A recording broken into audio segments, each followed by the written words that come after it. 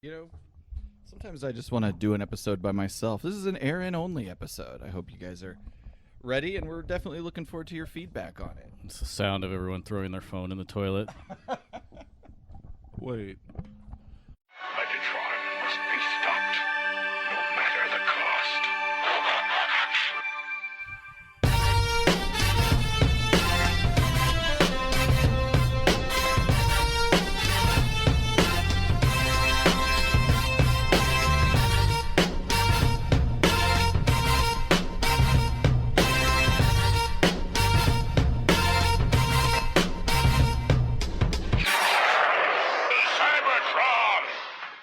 Hello, friends, and welcome to the Autopod Decepticast, a bi-weekly podcast that delivers an episode-by-episode breakdown of the original G1 Transformer series. This is our episode number 162. Today, we're covering number 55, Season 2, titled Hoist Goes Hollywood. I'm your host, Aaron, and with me are the Frank Capra and Alfred Hitchcock to my own Howard Hughes. Why don't you guys introduce yourselves?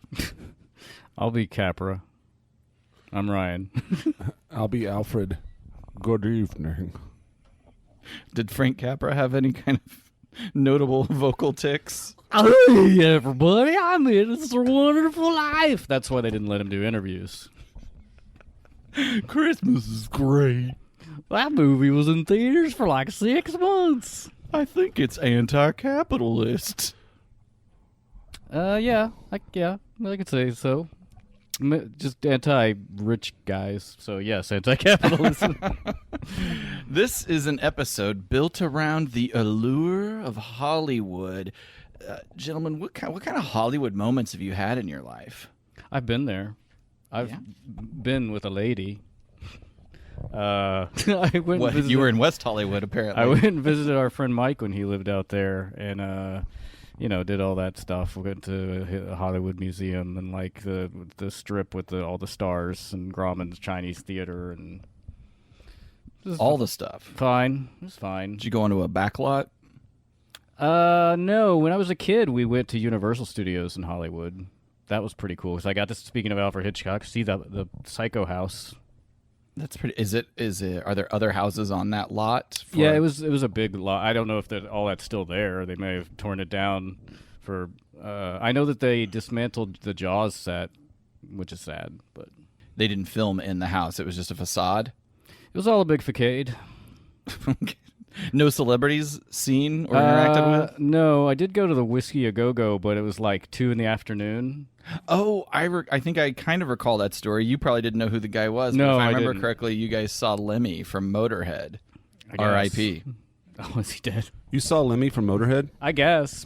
Mike said it. That's who it was. He could be lying. That's really cool. This is Mike Henderson, not one of the 19 other Mikes that are in That's true. Yes, revolving cast of APDC friends. I will say that speaking of Hollywood, I have started watching Dallas on Amazon Prime. Huh, that doesn't sound like it's on topic at all, but please go ahead.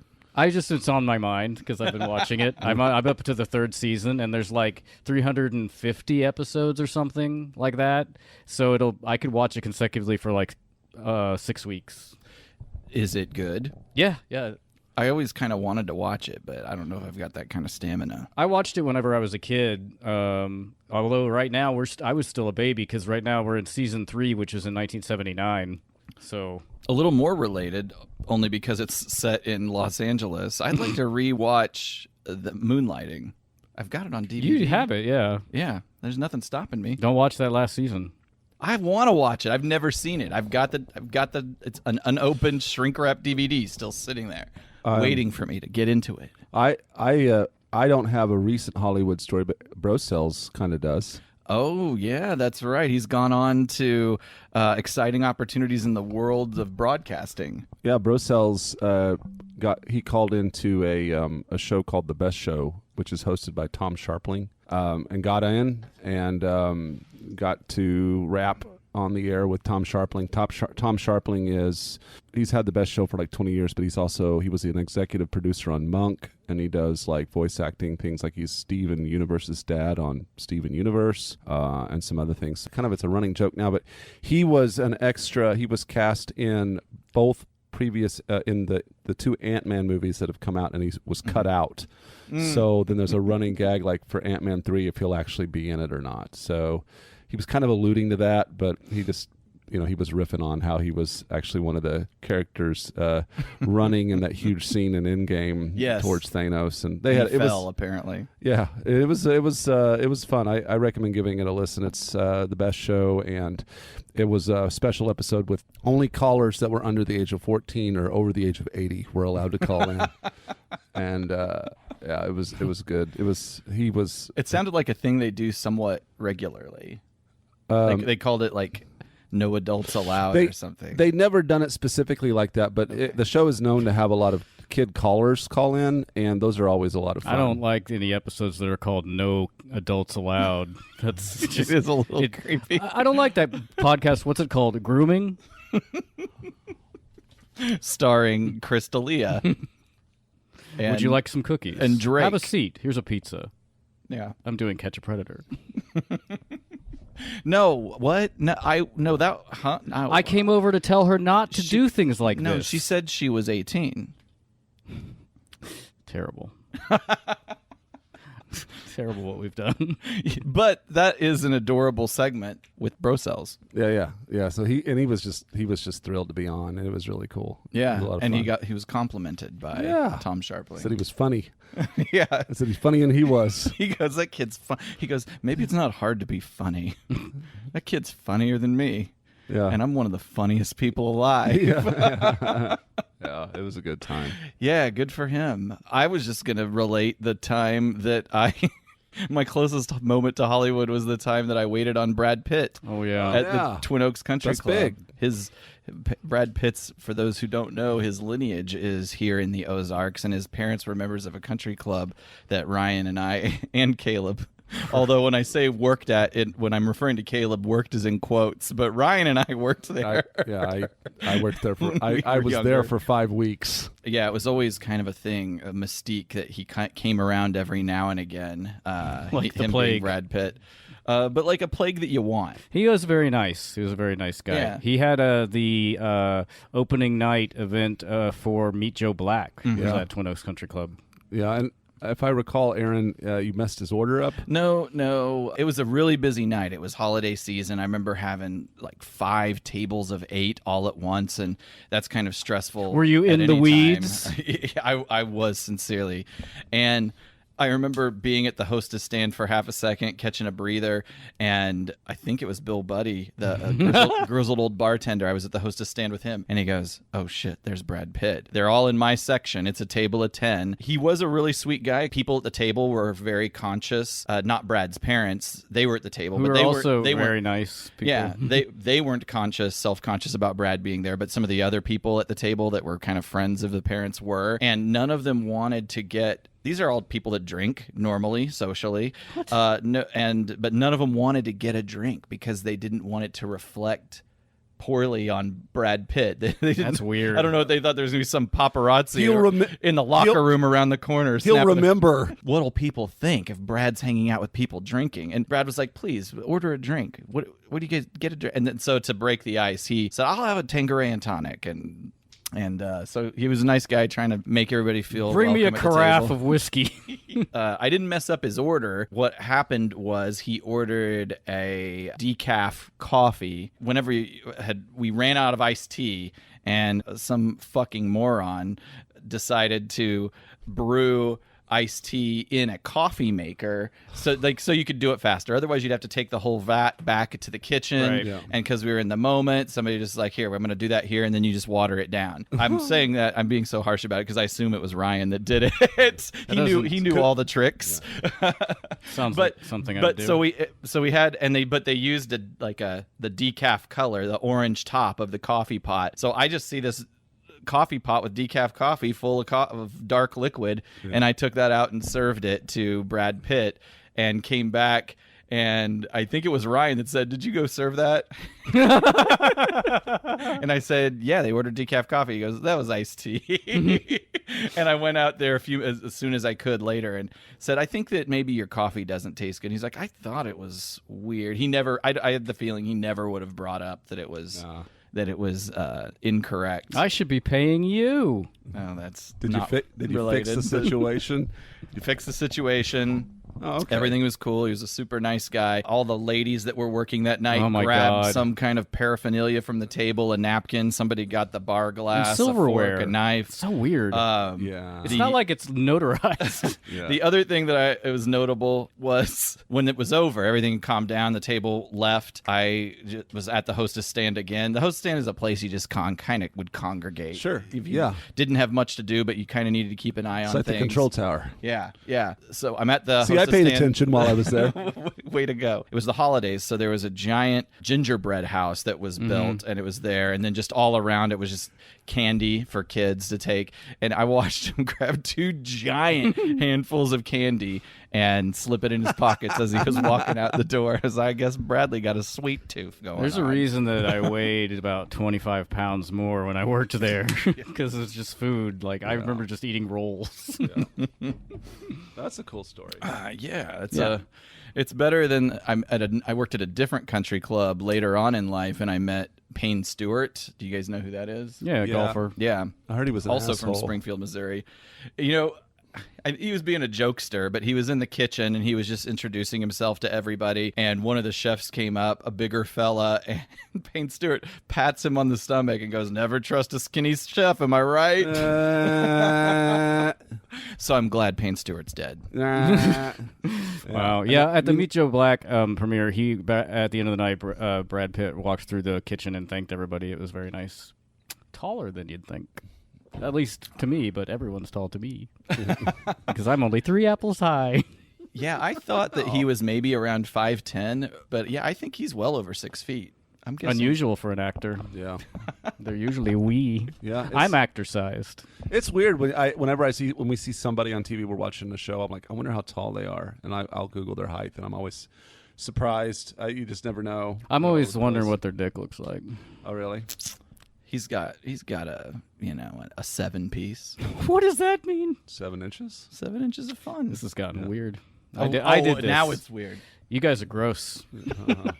Ryan, Yeah. why don't you pour us something reminiscent Well, I don't mind if I do. of 1980s Could you, Hollywood? Perhaps pour- a cocaine spritzer. I was going to suggest pouring me some iced tea out of a coffee carafe. It's just piss. This does taste kind of weird. While that's happening, maybe I can just do this in the background. What? Oh, I forgot about this. Oh, it's a birthday present. So I'm Aaron, about 8 months late to Aaron- Caleb's birthday. No, 6. Aaron months late. has a habit of giving me my birthday presents late, but I don't mind it because it's not. In a way, it's like all this. I get so many gifts in my birthday. It's just a blur. So it's nice that this one kind of stands out. Maybe it just feels like I did this for no reason. Oh, Describe the wrapping a big paper. wad of brown. Oh no, wait, that's. Let's say the big brown wad of wrapping paper here. Let's see. Yeah, I don't know why I did Why this. did you wrap this in so much wrapping paper? For our ASMR people out there, I hope this did something for you. Okay, I got there. Ooh, hold on. Jesus Christ. Oh my God. Oh. Okay, what do we got here? Okay, we got we've got some sort of third-party Shockwave Magic Square Brobdingnag Spock. They're calling it Spock. And it is a you're gonna have to tell me more about it. It's a third party, what they call legend size, which just means like little kind of pocket sized version of Shockwave. Cool. And Magic Square, I've talked about it before, but their little icon that they use is a version interpretation of Aaron from the Child's Play episode, which I think is pretty clever for a Legends company to do that. Cool. Marty and Fred? Thank you very much, Aaron. I love getting. You know what? You can give me my birthday presents as late as you want. Okay. This is great. It just all up for when he's 80. it just Oh, thanks. well, it looks like Shockwave. No, I see. So yeah, that's cool. Like, so the Shockwave has a miniature Shockwave gun, a little backpack, a little. I don't know probably a what that back backpack piece is on the for. back. You don't really Probably need it. It looks like it covers Maybe it does. all this greeble back here. See, I used the term. Is He that said right? greeble. I've been paying attention. I'm going to put it away right now. Okay, thanks for pulling it out for my benefit. I'll pull it out anytime. It was a lewd gesture. Yeah, I'll pull it out anytime for your Yeah. benefit, Aaron. Talk about a stacked 7 over here. I've been I've been doing a lot of this is another Dallas comment. I've been doing a lot of North Dallas accent around the house, which is basically just a J.R. Ewing impression. You just talk like this, clip all your words off. It's all right, darling. It's just business. I'm sure that's a popular thing around here, around the house. Usually, West is working while I'm doing it because I'm watching it while I work. Oh, so you're talking to the cat. I'm just talking to my Excel spreadsheet, my best buddy. What do we All got? right, this cocktail, it's actually, this. I don't think I did this on purpose. Maybe I did, because this is a very Texas drink. It's called It's called Ranch Water, and it seems to have come in popularity around the 1960s, which I say because, like the daiquiri, it should probably just be said it was popularized with white people around the 60s rather than invented. This is a refreshing drink meant to be enjoyed on a hot day. It's 1.5 ounces or 45 mils of tequila, 1 ounce, 30 mils of lime juice, a half ounce of triple sec or Cointreau, a half ounce of agave syrup, and a dash of orange bitters. And you just build all this in a glass, fill the highball with ice, put all the ingredients in, stir it up, and then fill to the top with mineral water, which will be about half the cocktail. The classic brand of mineral water used for this drink is Topo Chico, and then just stir gently and serve with lime wedges. I'm right. And this is a hot day today, by the way. This is perfect. This will hit the spot. It's kind of it's kind of like just a sideways margarita almost. Did you say if there's ginger in it? There's not. Huh.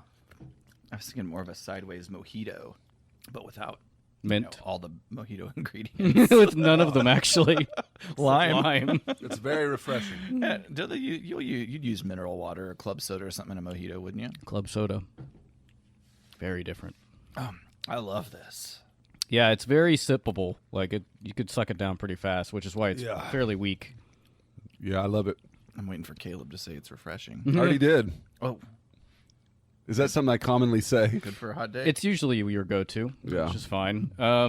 This is actually this version this recipe I did is a modified version of the traditional recipe, which is just equal parts tequila and lime, and then filled with mineral water. I thought this, they're all. It's not complicated. It's not a complex drink that really asks anything of you. It's just like a sipper. The tequila is very in the background. Oh, yeah, for Takes sure. a- Unless it's all at the bottom Somehow of the it's glass. mellowed out. I stirred it up. I don't drink enough tequila cocktails. Yeah, you don't. We all agree. We've been meaning to talk to you about it. I have a reverse. What do you call Intervention? it? Intervention. I know what they're called. I've been taking tequila, and I've got a soda stream, and I'll just take a soda stream and mix in like liquid margarita mix and have like a virgin margarita is pretty good. And sometimes I'll then just chase it with a shot of tequila on the side. It's kind of a deconstructed. Wow. Yeah. How very molecular gastronomy Yeah, of you. just something just quick and easy. Speaking of L.A., Oh yeah, is that the? I don't know. Yeah. Just feels like that's something you'd Duh. do at a restaurant in Beverly Hills. Make it into a foam, like a Wiley Dufresne. Ooh. My wife has met Wiley Dufresne. No shit. Who's Wiley Dufresne? He's a molecular gastronomist, like chef. Oh, okay. Does a lot of foam. Actually, probably does more. Like that's like a 10-year-old reference. So he's probably doing way different stuff now. But Well, when we met him, he had a donut restaurant in Brooklyn. We had donuts there a couple of days, and the second day we were there, he was there, and Melody didn't even know who he was, and I was like, holy fuck, there's Wiley Dufresne right there. Yeah, she met him and got a picture with him. I was too shy. She was like, I'm going to talk to him. I'm like, you don't even know who he is. I ducked out and let her do it all. I got nervous. so brave. Didn't you do that? Did you do this same thing with Killer Mike? I did, but I couldn't get out of meeting Killer Mike. Sure. I mean, I'm happy I did. But she broke the ice, right? She's the icebreaker. That should be her rap name. I was thinking wrestling. That's good too. Yeah, those are both good. I want to shout out our patrons who help make this show possible. And let me do that right now. By name, we've got Nick, Matty V, Jay Soups, Chandler, Sofubi Samurai, Daniel, Robinus, John, Justin, Michael, the Cyber Informer, Mike Cybert, the Cybert Informer, Bono, Jeremy, Jeff, Skeeter, Debbie, and Alpha Magnus. Thank you all for your support. For those of you at the $5 and up level, I've seen some booty box draft stuff happening. Mm-hmm. I think it'll be in your hands in time for the holidays, if not sooner.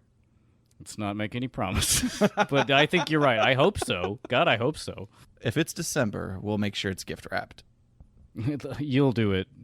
No, I won't. You wrap it 100 times like Caleb's present. That was a lot. There's seriously the paper. It's just brown like paper, but it's covering an entire chair. I think you're just trying to get rid of packing material. Yeah, it came. I had a bigger box with other stuff in it, and yeah, that's the packing material from that box. And I'll keep it. Yeah, you can have it. it's gonna be here in this exact seat next week when next time we come down. I'm I'm gonna form it into our fourth contributor to the show. You could do some paper mache with that. That'd be sweet. Yeah, paper pal, my paper pal over here.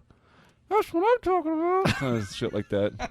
That's right, paper. So thank you to all of those who contribute to this show. We really appreciate it. We love getting to know you, and your dedication and passion has helped us actually make this thing sound like it's semi-professional at the very least. Yeah, thank you. Appreciate it. Last episode recap. Powerglide falls for a wealthy damsel, though some of his actions should get him #canceled.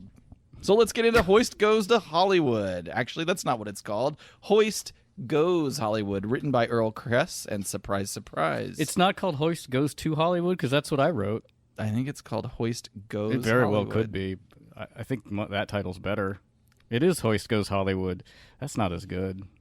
Well, but I guess it makes more sense because they don't go to California theater, I don't think. I think they might. I mean, where did they think they just put those big studios in Oregon? That you can fly a plane through the sky? Oh, I can't wait till we get to that. Yeah, whatever. It doesn't matter. It really doesn't. Who cares? Spike has decided to go back to being a one-woman man. Yeah, he must have gotten tired from being roundly rejected by Astoria and needs an ego boost, so he pulled Carly out of mothballs. And Carly doesn't even know that he has wandering eyes. He's a fuckboy. In this episode, along with the last one, I feel like I've lost respect for Spike. He and Carly are kicking it with Hoist in vehicle mode, driving around a mountain pass. Who would just choose to go hang out with Hoist of all the Autobots? You're like, Hoist, you want to go for a ride? I don't know. I was more like distracted by these crazy ass mountain roads that don't have a guardrail or even a berm or anything to keep you from careening off the cliff. It's kind of 1960s James Bond era. I like the cars. They're Cliff driving. The red and blue car. big fucking sedans. They're huge. Yeah, speaking of mountain pass, these three are passed by two tremendously high-speed rockin' Cadillac-looking Hoop de Villes here. The gang gives chase, and the cars eventually split down two different paths. One's higher than the other, and the higher path abruptly ends for that driver. He smashes through a dead-end sign, and then falls before turning upside down and landing roof to roof Yeah. on top of the other speeding car. These actually look like cars that I drove in high school. Yeah. Like there was a stint there where I've always just taken whatever cars around. But yeah, I had huge like town and country, or not town and country, that's my current van. But I don't even remember what they were. Just large couches on wheels. Yeah. Yeah. I liked them. Yeah, they're fun to drive. They're comfy. Like driving a boat. Yeah, one of them I just abandoned on the side of the road because it just started. The windows didn't work. They were power windows, and so they wouldn't go down. So I had to use like the vent because the air conditioning didn't work either. And then one day I was driving down Kansas Expressway, and something happened, and a bunch of green smoke started filling the cabin. Your heater core broke. Yeah, and it was burning, basically burning, turning antifreeze into steam. Yes. And I got out, and some guys helped me push it to the side of the road, and I never saw that car again. What? Just walked away from it. I don't even remember how I got home. Then you wrecked one, right? Yeah, I hit a tree. What That's happened- the one and only time I've ever been in any kind of accident. And did that get towed? And you just Presumably. yeah, he just walks away. From Yeah, the I just abandoned them, and then they never come back. The only difference with the town and country he is essentially abandoned. It just he happened to abandon it here at his house. It's in my driveway. Yeah. You can't see through the windows right now because of the detritus all over it. The detritus. Yeah. You know, pollen, dust, everything. Oh, the barnacles. Yes. Yes. and one of the tires is flat. I took a picture up it on Twitter last week. Yeah. It was. God. If we can get it moving, I'd love to do a real photo shoot. I don't know. It'll move. I just have to jump it and fill up the tire. Okay. All right. It won't move far because it takes it leaks antifreeze. You did buy a brand new car once from one of your brothers. That didn't turn out so well. What happened? I've had some dark periods of my life, and I kind of just also used to walk away from jobs, and I stopped going to a job, and so they repossessed it. The job or No, the bank. Yeah. And then here's the fucked up part: I had to pay for the rest of the car that didn't sell at auction. I'm Well, like, that seems cruel. We've had this conversation before. Yes. I mean, just because you stop using it doesn't mean you don't still owe money for it. I don't think that's right. If a debt collector calls you, though, you should always just say, I can't pay it. And then almost immediately they'll half it. Yeah, I don't think I paid for anything. I didn't pay any of that money. Okay. I don't think I've ever paid That's it. better than half. I don't think I've ever paid a debt because I'm like, no. What are you going to do about it? They're like your credit. You're like, I don't give a fuck Yeah, about credit. I That's don't your have a job. You think I give a shit? It's different now. Don't buy a house if you want to do that. Oh, yeah. Thanks. You're setting them up for their 30s. Master of finance over Well, here. see, now there are stakes. Now there's stuff they can take. But before, I was like, what are you going to take from me? Your dignity was already long gone. I don't care about that. Yeah. So these stunt drivers. There's something zen and cathartic about being like, you can't do anything to me. I know. I wish I could go back to that. Yeah, phase sometimes me as too, well. except that I like having a home Yeah.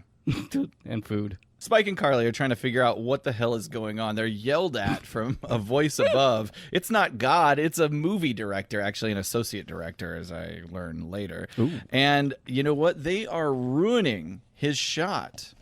Meanwhile, the stunt drivers have lost control of their cars, and they are both flung from the edge of a cliff, balancing delicately on the tip of a crumbling boulder. The boulder teeters. Hoist transforms. He hops into action. He climbs down the cliff. He saves the stuntmen just before the cars fall, crash, and explode in the valley below. Whenever they do lose control and everybody starts to panic, I love that moment in any TV or movie because you can hone in on certain, like, one thing one person says. And in this one, as that's happening, there's a woman who sounds like she's just chugged a pint of NyQuil, and she says, "Oh my goodness, this is terrible." You could play it if you want. You could probably hear it. It's when everybody starts running. Something's wrong. This isn't in the script. There it was. Oh my goodness, this is terrible. Anyway. Also, okay, well, go ahead. I mean, that hand is wrong. Is it? Yeah, we're looking at whenever Hoist goes down to rescue the people, he's using his right hand. He reaches out with his left hand, but in close-up, it's the right hand. Also, And that's his gun hand. They switch it twice in this episode, too, so it's not consistent. I guess they could have just reflected the cell. I don't know why. This mistake in particular, you couldn't have reflected the cell, because Maybe they accidentally did reflect the cell. it would cross the axis of the camera, and it wouldn't make sense. Hey, these guys are saved. Yep. Hooray. The director is amazed at Hoist's feat. In fact, he wants him in his new movie. Spike, thinking that Hoist won't be interested in this kind of thing, tries to snatch the role for himself, but it turns out Hoist is in. Yeah. Okay, first of all, I don't know why the director decides to just use him as a stunt car as opposed to a big fucking cool robot, but whatever. We'll get to that. Second of all, at the beginning here, Carly seems like she has a brain injury because when Spike, for whatever reasons, like, I could do this job, she goes, "But you're not a vehicle robot." You know, Moist, I think we can use you. How'd you like a job as what should we call it, vehicle robot? Hoist can't, but I will. But you're not a vehicle robot. Well, I'll fake it. I'll fake it. Yeah, they've kind of dumbed her down, didn't they? Which I was looking and I'm like, Well, I have that note later. We'll get to it then. But like, I also didn't realize that these actors that okay, well, you want to talk about Moist? I was actually going to let it get into it later, but Okay. But yeah, I love how it's throughout the whole episode. The director keeps calling him Moist instead of He Hoist. says, "Great name, good job, Moist." Yeah. And this running gag becomes super annoying, and it was obvious to me that there are these two actors, Harold Edsel and Karen Fishhook, that are supposed to be parodies of something, but I could not figure it out until I finally looked it up. And they're they are. Harrison Ford and Carrie Fisher. Yeah. Oh, really? Yeah, it's who they're meant to be. Her hairstyle was the tip-off for me. Yeah. There's not enough about the guy that would make you think he's like Harrison Ford. Really nothing, not about either, honestly, Well, except but- Edsel, Ford, and Fisher, Fishhook. You know. They were just such stupid names. I was like, this has got to be referencing something. Yeah. To go back to the Carly brain damage thing, there is just no realistic way she would be with Spike romantically. No, it does It not doesn't fit. make any sense. She's so much older than him. She's so much smarter than him. She's clearly successful. She's going to college. And Spike is, well, first of all, I mean, we've already learned a bit of a cad, and he's not that smart or interesting. He's kind of selfish. And he doesn't, I mean, for him to be able to land Carly, he would have to be very capable. And I don't feel like he is. Maybe she has really low self-esteem. But I feel like you have to have some good self-esteem to go to like Harvard or wherever she's going. Where the fuck she going? Massachusetts. She seems to have. She Institute of strikes me as someone Technology. who can MIT, help maybe? self-esteem, but yeah, it is odd. Later there's a line from a female lead in the movie, which are just as stupid because there's just like 3 lines all about just kissing the guy when he does something. Mm-hmm. And I'm like, maybe Earl Kress doesn't like women. But then I looked back, and he wrote The Immobilizer, which is Carly's introduction. Well, Maybe he was. Maybe tired. he was like, this was a bet, and he had to get it done in like 16 hours or something. yeah, sometimes you lose focus. Spoiler, I don't like this episode. We transition to Dirge. He's calling in a mayday to Decepticon headquarters. He's hauling some heavy cargo and is having some trouble staying aloft. Dirge crashes onto a swampy movie set at the Major Pictures studio. Yeah. Megatron is disgusted with Starscream for Dirge's some failure. He commands Dirge to stay put, and he sends Astrotrain, Ramjet, and Thrust off to retrieve him and the secret cargo. Megatron says to Starscream, "You should be disassembled for this," which is like some weapons-grade displaced anger. There's a lot of abuse of Yeah, Starscream in this episode. actually makes me feel bad. I don't like how mean. Like Megatron's mean a lot, but for one thing, Starscream doesn't deserve it ever in this episode. For another, it's really over the top. He basically murders him. Pretty much, yeah. Hoist arrives at the lot of Major Pictures Studios. He's ready for his big scene, but the director isn't ready yet. He tells Hoist, head to craft services and wait to be called. He calls him Moist again. Mm-hmm. At that time, out of nowhere, come Trax, Warpath, Sunstreaker, and Powerglide. They want to steal the spotlight from Hoist. Fuck is up with that? I did think how it was kind of cool. They got the most vain, self-centered Autobots. Oh, I didn't put that together, but that's a great touch. You're right. I don't think of Warpath as vain or He's just self-centered. verbose and boisterous. He probably likes attention. Yeah. Yeah. Anyone who talks like that. I don't even want to talk about whatever sonic weapon he just launched. That was And weird. why did he do that? Just show it off. Okay, so he's a show off. Yeah, I guess. And then, yeah, the Lambro. It was nice to see Sunstreaker Yeah, again. we got some. And then the Power Glide thing. Ryan, go off, because I feel like you got something for us, All King. right, so thank you.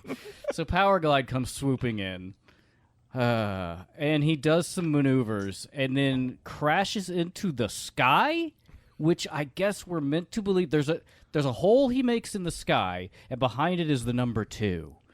And I guess the implication is that he crashed into scenery that was meant to imitate the sky, because then he's laying in a pile of rubble. But first of all, both he and Trax flew into the scene. Mm-hmm. They're definitely outside. Why is there a sky outside? Don't you have radar? It's all so confusing. It's like the Truman Show. Yes, exactly. It's like when the sailboat hit the wall, except that was a studio. This is obviously outside, and so I'm just like, this scene blew my mind and kind of just starts the downhill slide of my enjoyment of this episode. It is a weird thing to ask animators to do. It's just like two people wrote that scene, but they didn't write it together, right? And they used all of it. Yes. And the animators were like, okay. I mean, I don't blame the animators. They're like, you want us to do what? Is it possible the animators could call somebody on the phone and say, "Are you outside?" Or are you inside? They're probably like just wanting to get paid, and they're thousands of miles away. They don't have time for this. No, they don't. They're just going to do it.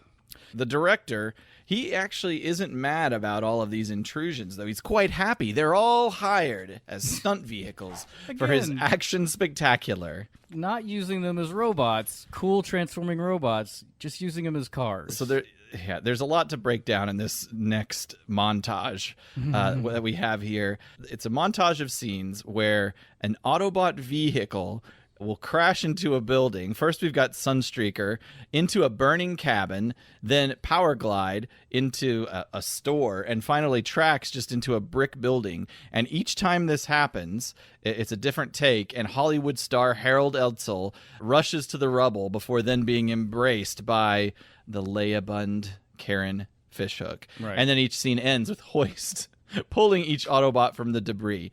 Now, unless the movie they're making is called Crash and Kiss, this is a very confusing thing. Because they don't film the crashes.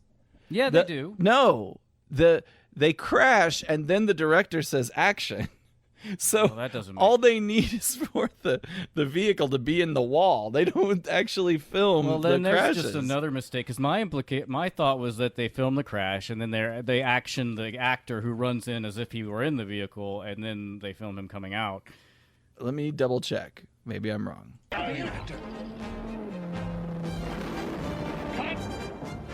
Oh, he said cut. I guess I'm wrong. Okay, Harold, take your position. Action.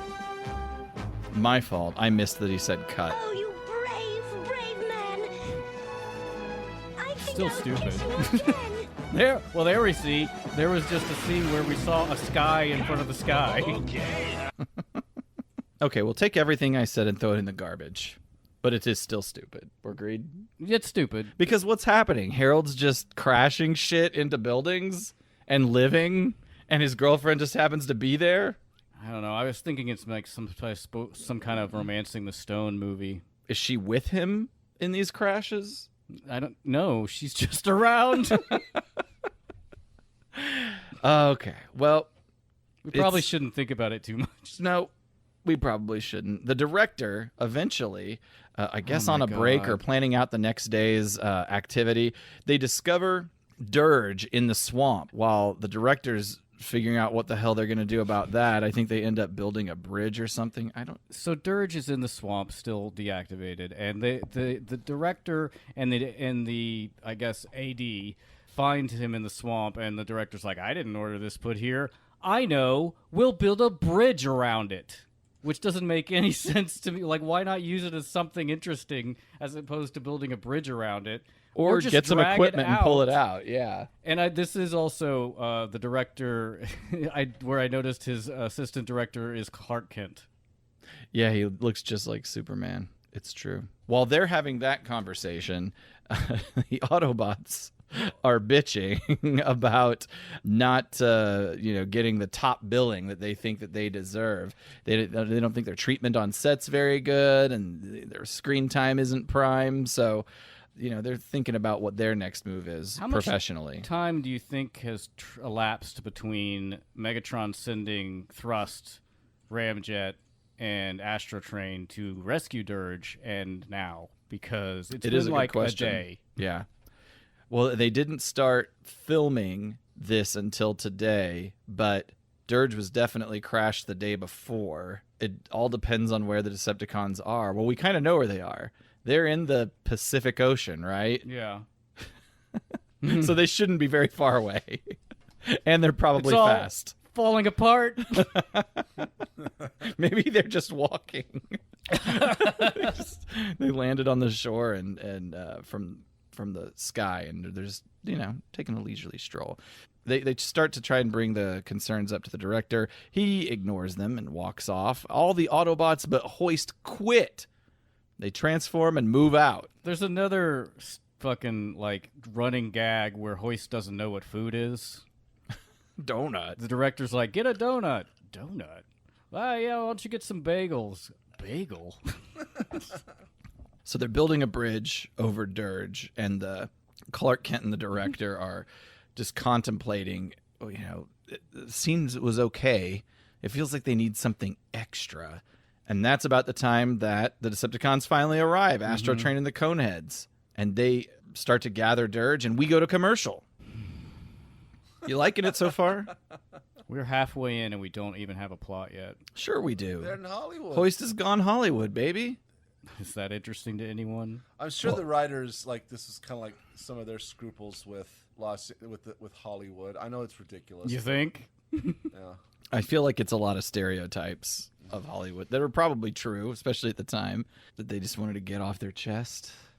This is a part where, so We're back from commercial. Yeah, they're rescuing Dirge, and then, I don't know if it's Astro Train or who says, destroy their weapon, talking about the film crew. Yes. But then in the next scene... Later they know it's a camera. Definitely know it's a camera. Yeah.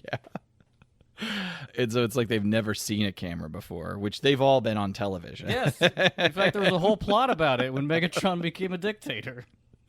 So the Dirge is received, and so is the cargo. They fire at the camera, and then they just get the hell out of there. Oh. Is this where we find out where this came from? We will hear momentarily. Okay. Yeah, we'll just... Back at the Decepticon undersea headquarters, they contemplate this cargo. This could be the ultimate weapon to defeat the Autobots. We don't know what the hell it is, but it was locked up in Wheeljack's lab for millions of years, so it must be something. Obviously, they don't know Wheeljack. Right. Yeah, that's the first thing that I thought, oh, great, yeah. Best case scenario, it doesn't work. Yeah. You hope it doesn't. And when actually. Starscream brings that up, Megatron just fucking decks it. What the fuck is Knocks going on? him straight to the ground. Yeah, something's There's a wrong. lot of abuse of Starscream in this one. Like I said, I feel bad for Yeah, him. he just pummels But him. okay, so I took notes as I was watching this episode because I didn't remember it at all. So at this point I wrote, I don't remember this episode, so I'm making this note. I'm going to predict that this device is like a hoverboard or something. Something innocuous, which certainly is some kind of joke. Guess what? It's not even that clever. Right. You actually never really find out what it is. No, you don't. I don't know if we talked about this, but did Dirge fly to Cybertron alone and pick this thing up and fly back? Is that why he's so tired? It does seem like it should have been a job for Astro Train. Yeah. They also have space bridges. That's true. There's a lot of... Shockwave could have sent one of his Jetsons robot vacuums to go pick it up, bring it to the space bridge. As they interact with the device, it starts smoking and fizzling. Megatron is enraged further when he finds out they've been filmed. He's psychotic in this episode. The whole we've been filmed part It's bizarre. doesn't make any sense. Presumably, I guess what we're supposed to glean is that if the Autobots find out they have this thing, it's a problem, but then why is it a problem? Yeah, just go use it on him. Yeah. He's throwing Starscream around. He's lost his goddamn mind. I forgot that he threw Starscream in some crates. He throws him a also. lot in this episode. I wonder if it's the steroids. Something's Something's wrong. Yeah. This is Ben Affleck in that after school special. I remember that. It was about steroids. That's right. So yeah, Megatron's like, you guys go get that film or it's going to ruin everything. Our fantastic, flawless plan is going to be ruined. We don't even know what it is, but it certainly will ruin everything. Maybe have Soundwave look at it. I don't know. I guess they don't really have mechanics the way the Autobots do. Oh. Not in. So if something just doesn't work, then it's just gets piles up in a basement like everything around here. But they here. build stuff so well. The Constructicons, I guess, would be your go-to. But then their idea is just let this thing dry out. Okay. like a It is. phone in a bag of rice. Yeah, their theory is that it was in the swamp too long. Okay, we are in a private viewing theater a screening, with the director, his AD, and the 2 stars. Director's pivoting. This movie is now going to be a science fiction epic, and he calls for his AD to go get those robots back here, rehire them. I will say I don't think this is so much anymore, but this is a kind of a guerrilla style of filmmaking that was common in the early days. but Really? I don't. Yeah, like especially Actually, to hear what you guys have said about the golf movie, Caddyshack. Caddyshack, it feels a little like that. It is, yeah, kind of. I mean, even Caddyshack was a little more put together. Oh, we got to talk about this, but even Caddyshack was well more put together than this. But it was not that uncommon, especially like in the when we were transitioning, like both silent films and the talkies, to just like make up shit as you went along and just crank it out to get it in the theater.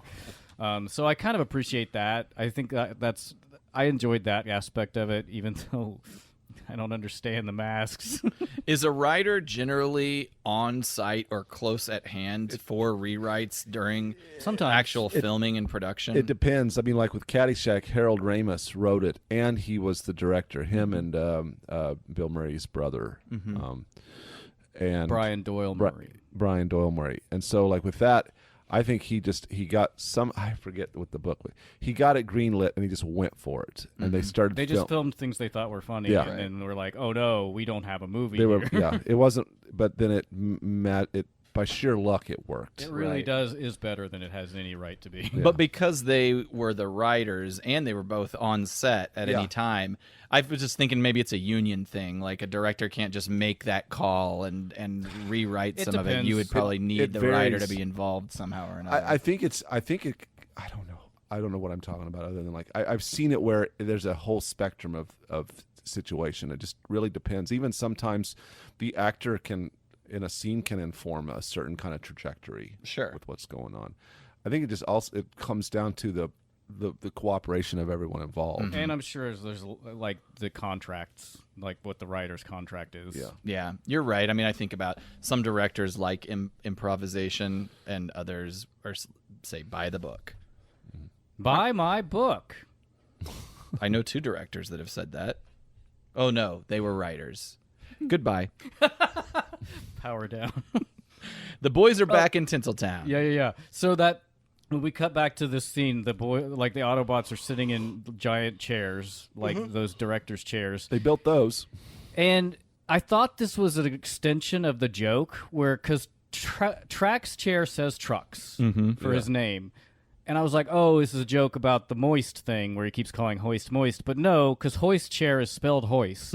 So it's just an animation error.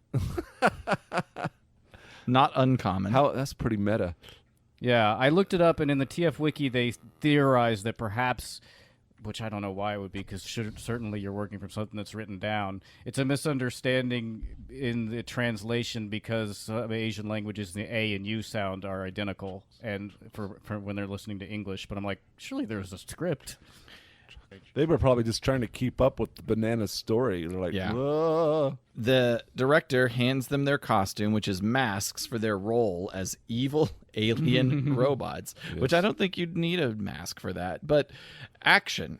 They shoot the scene. Dash Jordan, as he is now called, saves a damsel in distress from the alien robots, marching over a futuristic city landscape. The Autobots express frustration, ultimately, over the lack of character development in their new roles. Yeah, there were a bunch of real prima donnas. They were pissed off they were stunt vehicles. Now they don't think the script is good enough. Like, fuck off. I know. Meanwhile, Spike and Carly must... They're so silly. I know, they are really daffy. That definitely didn't come from the Jim Henson Creature Shop. Or maybe it did. I don't know. Spike and Carly must have authorization to go wherever they want in the studio at any time. They come across a producer who's frustrated over the missing film from the previous day's shoot. Turns out someone stole it. Luckily, Carly expresses that these black and white negatives still exist, so... Which the producer did not know, or did not think of. I guess maybe she was so hyper-focused on finding it, she couldn't think about it beyond that. It's true. So the negative still exists, which they can just make another print from. Right. And maybe that when we see that print, that would help determine why someone would steal it to begin with. That's just really we bad. cut to Studio 4, which has a sign on it that says close. CLLOSE. Not even closed. In that studio, It's a present tense verb. the Decepticons have commandeered an abandoned set. Megatron is reviewing the film strips. Is this all the footage? Soundwave throws Starscream under the bus. He didn't get the negatives. Megatron commences at this point to brutally assault Starscream, God. who's begging for his life. But it's so fucked up because Starscream makes the excellent point of why don't you just nuke the site from orbit? Like, just destroy the studio and that fixes all the problems. But he does. Megatron says no and then kills Starscream. he like rips wires out of him. It's gross and it's very pretty jarring. graphic. And especially because Starscream starts to slur his words. Now we go. I didn't like that. He turns around and says to the rest of the Decepticons, "Get those negatives now." We transition. The Autobots are shooting another scene. The set is the evil alien robot ship. The story is that they are chasing Dash Jordan. The director warns them, hey, there's going to be some small explosions. Don't worry about it. It's just a special effect. Except that Rumble, I don't even know why this happens. Rumble sneaks into the studio and replaces the I guess small caliber explosives with something a lot more lethal. And so he just does a quick switcheroo and then runs off. And as the scene progresses, the explosions ignite into a giant fireball as we go to commercial. Are those meatballs? That wouldn't surprise me. They're in some kind of, I guess, it's supposed to be a Asteroids. drill. Oh, you think it's a ship? I thought it was a drill, like they're going I thought it underground. was That a makes ship. more sense since they're from outer space. Yeah. And they said they're chasing Dash Jordan's ship. Oh, I like things that go underground. It looks like a drill. Maybe that's why you'd think that. I guess so. The front of it does look like a drill. Yeah. Everybody's dead. Go blue. Credits. We could only be so lucky. Is it too much to ask to have 2 good episodes in a row? Yes. Clear that. Well, asked and answered. We return from commercial. The bang was pretty big, and the bots are banged up, but everybody's fine. The director demands to know who is terrorizing this production, This was no boat accident. but he can still use the explosion for his final film. A boat accident like the one that killed Natalie Wood? Oh, that wasn't a boat accident. She was just thrown overboard, probably. Yeah, that was just murder. It could have been Christopher Walken. It could have been the guy who is Robert more Wagner? likely to have done it, Robert Wagner. We'll never know. No, I just been watching Jaws a lot. There, we switched the hand and the gun again. I like the movie Jaws. I've seen it probably 5 times this year. Spike and Carly are reviewing the new prints of the stolen footage alone for some reason. They discover that the Decepticons have a secret device. They got to tell someone, but not before Soundwave and busts through the screen and fires at the humans, destroying the film. And clearly, whoever color corrected this film didn't do a very good job because the device is now yellow. So when they cut that negative, printed it from the negative, It's hard to do. This You got to get your white balance. Not good. Maybe you want to. Maybe they color graded it. Maybe they're getting artsy with it. Spike and Carly head to the film vault to grab the negative, which they do, and they're blocked as they escape by Megatron. Carly tosses him a bogus film can to distract him. There are so many stupid double reverses in this episode. Carly has the wherewithal to grab not only the negative, but an empty can, which she throws at Megatron. That's it. As I said. We'll have another one in a second. The double reverses are so Yeah. irritating. They then, so they run off. Megatron's distracted. They bump into Soundwave, who's wise to the ruse. He fires on them, but they make an escape to a lush, authentic jungle set. They make their way to a cave where they find a remote control for some animatronic dinosaurs. You know what would have been better? Dinobots, which I wrote before they even referenced the Dinobots, which Rumble does. Out of nowhere, Huffer shows up. I thought you were making dinosaurs. That might actually make the episode watchable. Elsewhere in the and you'd get to see them again. Yeah, we don't Which get to you see them won't. until the movie. Sorry, bro. Elsewhere in the jungle, the Decepticons bump into those dinosaurs and destroy them. With no explosion sounds. That's right. Spike and Carly ditch their cave and come across a lake set. they think there's some humans there, but it's just a weird couple of dummies, and then they hop in a boat to try and make it an escape, but it doesn't have a real motor because it's movie magic. Everything is fake. Nothing is real here. How are they gonna get away? Carly, I guess it's supposed to be Tom Sawyer and Huck Finn. I don't know. Do we need to hear that story again? What do you mean? The Huck Finn story? What are you talking about? We don't need that movie made. Don't make it. I just meant that's what. What? I don't want to see it. All right, forget it. Good. I don't know what you're doing.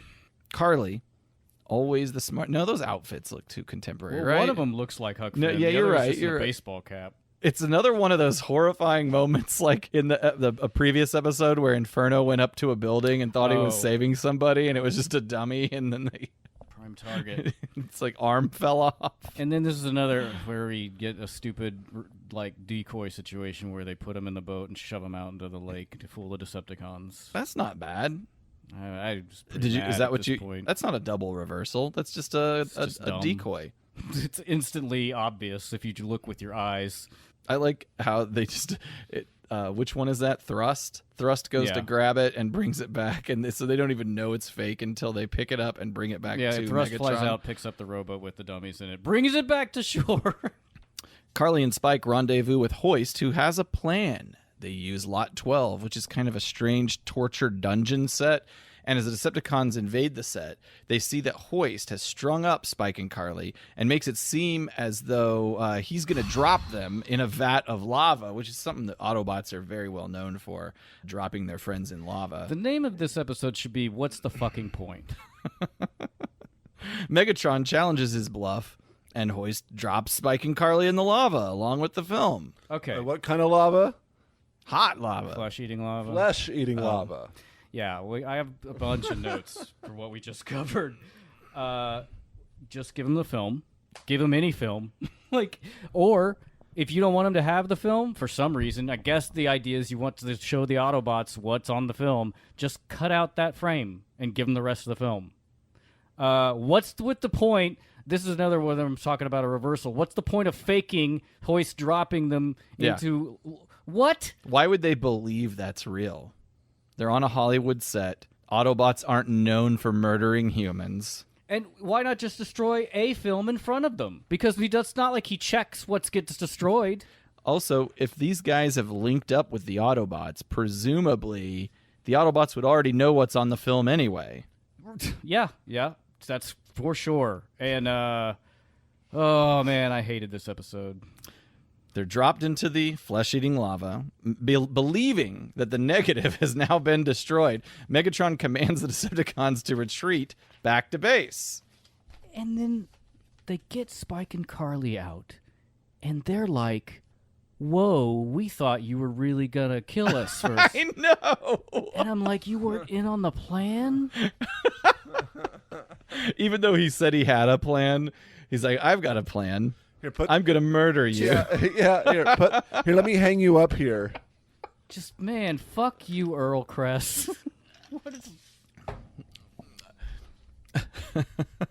Spike and Carly Go are on. alive. It's all Hollywood trickery.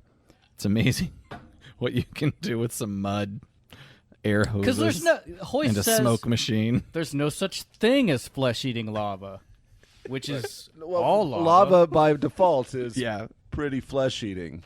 You stupid fuck. I mean, I guess in the sense that it's not literally eating, but Well, that's pretty technical.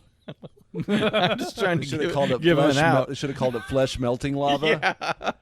And then I'd have been all in. That was where the episode That's broke what for you- me. I'm done. You were like, I'm done. just threw your computer Yeah. on I the didn't even floor. finish it, so the rest of this is all going to be new to me. Oh, good. It gets better. I said this before the episode, but I did consider not finishing this episode. It would be the first one I didn't finish for our review. That bad. I almost tapped out. Wow. The Autobot actors review the stolen footage in the private theater with Spike, Carly, the director, and special guest Wheeljack. Wheeljack laughs giddily. That device never worked, or I would have brought it back from Cybertron from the very beginning. The director is impressed with Moist's acting and wants to make a lead out of him, but Hoist declines. Though it's a rather understated role, his duties as an Autobot are too important for this kind of distraction. Cue calls Now, for I guess. team support and group hugs. So we don't even find out what the device did. Nope. It couldn't even make a joke of like, it's an John slushy machine or something. I don't know. Missed opportunity. Anything would have been... It's Anything would have been good to see that the reaction, like watch Megatron like chop off Starscream's head in anger again. But everybody's kind of enjoying snow cones at the same Yeah. time. My girlfriend did get, like, she was working while I was reviewing this yesterday and came out and was like, what is wrong? Because I was just, like, shouting. And at the end of it, I went, boo! Oh wow, that frame that all right, watch Sunstreaker's Yeah, cell he's animation layered problem. Look at the humans. Way wrong. He just smashes the... That makes more sense. The Autobots just step on top of the humans. That's the end of the episode. That was the episode. That's everything. Did you like it? A+.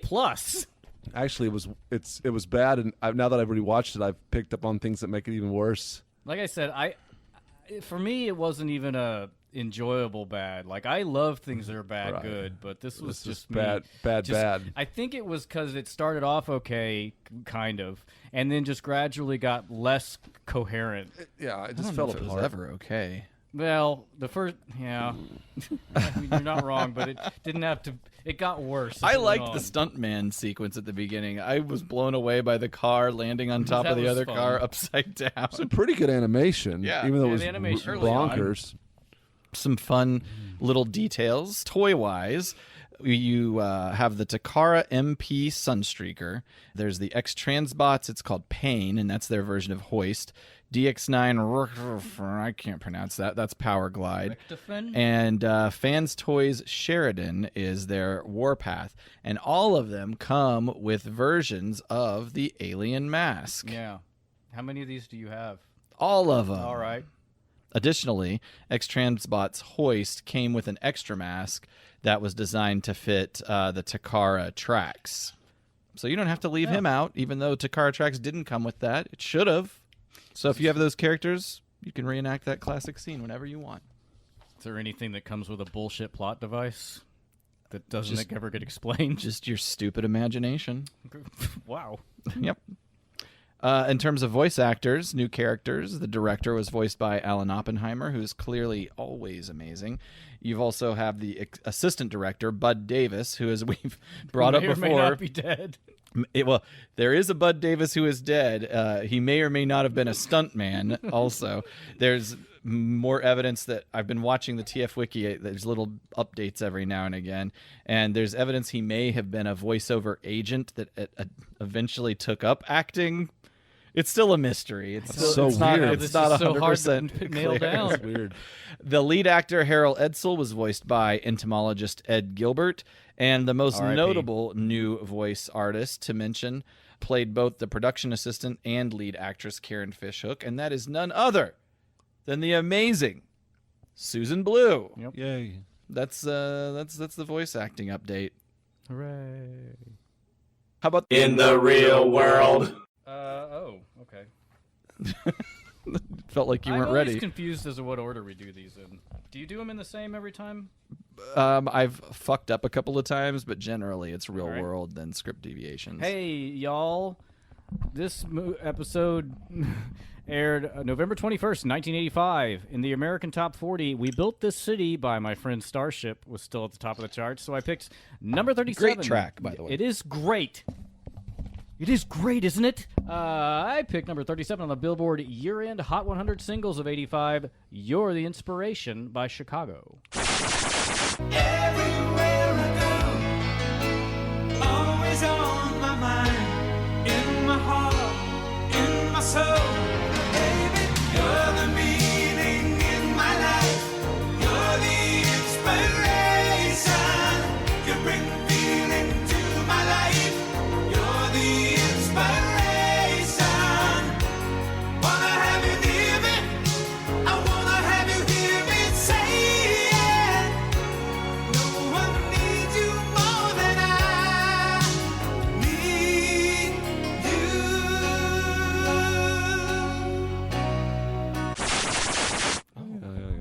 Peter Cetera era. It is. It was written by Peter Cetera and David Foster for Chicago's 14th studio album, with Cetera singing lead vocals. It was sort of written for that. In a similar way to our music spotlight on our last episode, this one seems dashed off very quickly initially, though obviously every song, will go through a refining process. Cetera said that David Foster called him and told him that Kenny Rogers wanted Cetera to write a song for him, which was great, though Cetera was leaving for Europe that night, and so he'd say get back together with him in a few weeks, and Foster was like, no. Kenny means, like, now. So Cetera and Foster got together that night while Cetera was packing, and they came up with the chordal structure in 3 hours. Then Cetera wrote the lyrics while he was away in Italy.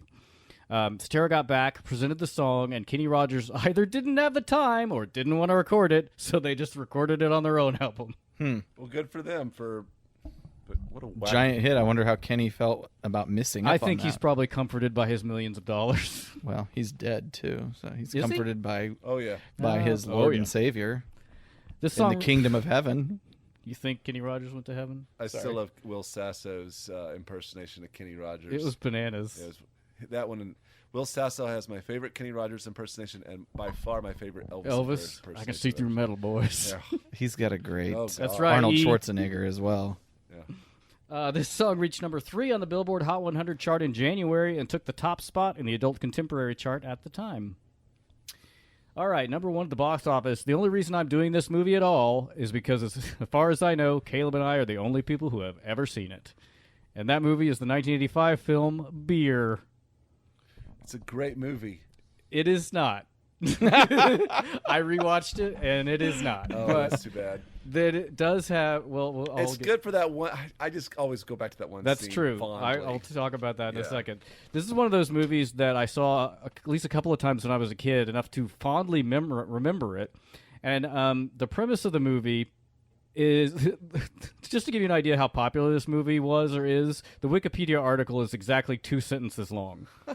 Cynical ad executive B.D. Tucker, Loretta Swift, a.k.a. Hot Lips Houlihan from MASH, is desperate not to lose the account of the financially ailing Norbecker Brewery.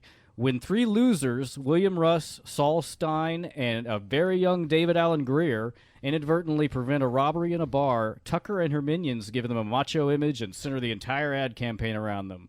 There's also an amazing performance by Rick Torn as the on-the-wagon alcoholic commercial director. He's great. I love him. This movie is available on YouTube for free, but it was a pretty bad quality, so I ended up actually buying it from eBay, which was like $30. And I watched it, and it is bad. It doesn't hold up. It's not terrible, but it's not really funny enough to be good. And it's not bad enough to be good, but it's not infuriating like this week's episode. If I hadn't seen it as a kid, I would probably hate it. It didn't age well. There's some unfortunate jokes, and overall it's pretty disappointing, with the exception of one of the funniest scenes I have ever seen in any movie. Yeah. Caleb knows what I'm talking about. It just hit me and Ryan just right. The scene is where the robbery takes place, involves a clearly deranged thief who holds up the bar at gunpoint and asks the bartender to fill up this paper bag with money. The guys try to talk him down, but the robber loses it and tells everyone to get in the bag.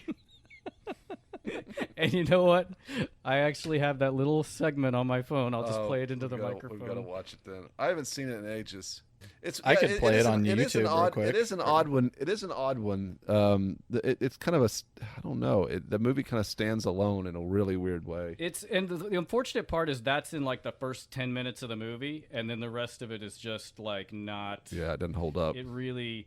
Everybody get in the bag now. Now, come on, pal. Now, we can't fit in that bag. I want you in that bag now. Jesus, I'm gonna have to kill everybody. That's it. I want you in that bag. Jesus, I'm gonna have to kill everybody. So good. I'll put up a thing of it on our website. But goddamn, I watched that like 10 times when I rewatched this movie, and oh man, it's worth it. Watch the movie up to that part, and then you don't need to watch it anymore. It's also a testament to David Allen Greer's career. He's been around a long time. Was this before or after Amazon Women on the Moon? It's got to be. I think it would be before, because this was 85. When did Amazon Women on the Moon come Blame out? it on the Bossa Nova. I think Amazon Women on the Move is probably 86. It feels older than that, but This movie is 83 minutes long, and it feels a lot longer. The pacing's pretty bad. You're right. Amazon Women on the Moon came out in 87. I'm so fucking smart. Yes. There's no information on the budget or box office take, and so this may be a case of a Berenstein Bears situation where it's hopped universes. The only reason it's made $30. The only reason Ryan spent. It's another one of those movies that I saw, and I'm sure Ryan saw because again they threw it up on KW 27. That's exactly right. They threw these oddball-ass movies on during the 80s that have shaped our lives, really. Which I guess Aaron wasn't watching. Nope. He was too busy playing with his nunchucks out in the backyard, which is probably better off. I was a little mall ninja. You were probably studying for spelling bees Here or we- taking taekwondo. Who are we kidding? Right, Aaron didn't have a television when he was a kid. Oh, whoa, a poor kid joke. Loving it. I'm sorry. Fun facts from your APDC. He was busy mowing. He was busy having to mow yards because of your mom's boyfriends making you mow yards. God. We told that story. I hope that guy's dead. Yep. We Sure said that too. This isn't really a fun fact. This is a gross gripe. I'm being a real Peter Griffin. This is what grinds my gears. A few days ago, I ran out of fun facts for This Week in History, so I'm just talking about something. Okay. A few days ago, I saw this tweet that was linking to an article about how I guess we need to be afraid of everything because it was a list on how certain foods take away or add time to your life, which is completely ludicrous and unscientific, and pissed me off enough that I wrote this down and spent an hour thinking about it. Every hot dog, the headline was basically the leader was, every hot dog you eat takes 36 minutes off your life. And even if that's true, I took way too much time doing the math, failing, and eventually just had to ask Google about it. If you ate one hot dog per day for 80 years, you would end up taking 2 days off your life. So it's even by their if math. True, yeah. Even if true, it's just to make you scared of hot dogs. So that hot dog. Are we talking about an all beef frank, a 5-to-1, a 4-to-1, a 3-to-1? Are we talking about a pork chicken blend? We're talking about a thing that's not real. Because that's I'm just impossible to know. I bet you an all beef frank because of the the cholesterol, the beef cholesterol. That I bet you that takes off an extra minute. It's also Extra minute considering off that the everybody's metabolism and genetic makeup is the same. They were It also wouldn't- like, salmon adds 23 minutes to your life. And I'm like, what are you talking about? It just made me so angry. I actually decided But they to didn't hijack talk about this how they segment. quantified this? I couldn't read it. There's no answer to how they quantified it because it's not true. Right. So I There's couldn't no way even to be quantify bothered to read it. Was this a BuzzFeed article? Yeah, probably. That's, by the we didn't do a cut that good out. we didn't do an introduction, but yeah, that's our new weekly segment, Hot Dog Talk. Hot dog talk. Hot talk Dog talk. with the dogs. Yeah. That's it. I'm done. Name TBD. I'm done with the real world. Script deviations. Here's a script deviation. Was there any at all? No. I mean, again, this script is not available. The all that's available is the dialogue script and the final script, which is what we see on up until like Cosmic Rust is the next one we get. The only thing I wrote down was Dash Jordan, the sci-fi character Harold Edsel plays in the movie, was name dropped in a Buzz Dixon episode of G.I. Joe called My Brother's Keeper, and Dash Jordan was appearing at a sci-fi convention. That's it. Okay. I feel like your raspberry was probably better suited for Rate the Scheme. Or iconic moment, just copy paste. Rate the Scheme. It was a There was a horrible. It was horrible. Everything's If I could a give zero. it 0 stars. Everything's a 0. 1 out of 10. Excuse me. 1 out of 10 would change everything. The Decepticons steal a device that they don't even know what it does. On a hunch of some sort, they steal a device. They couldn't even test it on Cybertron. I don't know. That's It's a good point, too. Stupid. Everything's But we're turn wasting it all the on. energy. to bring Everything's it down. dumb. Yeah, normally it's the Autobots that we chastise for their really dumb ideas. No, but they're just, they were dumb too. They were just caught up in being in Hollywood. they didn't know there was Decepticon shenanigans afoot. It was dumb. There was all the schemes were stupid. Okay. Iconic moment? I mean, the mask one, having them wear the masks is iconic because it's just like weird. Yeah, I like the masks, but just because it's been like a thing that people glommed onto. If I had to pick something separate from that, I do like watching that bizarre stunt where one car flips on top of the other. That was pretty good. Yeah. Speaking of scenes that were good that happened in the very beginning of movies. Yeah. But what you freeze framed on here is an interesting picture. Next time on the Autopod Decepticast. We'll start a new two-parter that will add 10 new soldiers to the Autobot and Decepticon ranks, and we'll get to revisit Alpha Trion's strange human schnozzle. And then those characters will become the main focus for the rest of Season 2, pretty much. If you want to be a part of this, fiscally, do you want to be a fiscal part of this? Say it with your wallet. You know, come check us out on the Patreon page, patreon.com/APODDcast. You'll find us. Or check out the APDC store. See if there's any swag you like at autopoddecepticast.com/store. And other than that, keep listening. Autopod Decepticast, iTunes, Apple Podcasts, Stitcher, Spotify, Google Play, and TuneIn. If you're an iTunes, Apple Podcast user, please leave a review. Leave a review on any platform.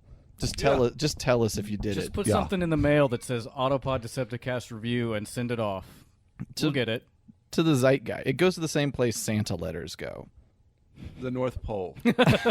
To a courtroom where a precocious girl is testifying about the existence of mythological people. I get that reference. All of them at APODDcast. And visit our web presence again, autopoddecepticast.com. Thank you, everybody. Bye. Bye. Bye. Don't watch this episode.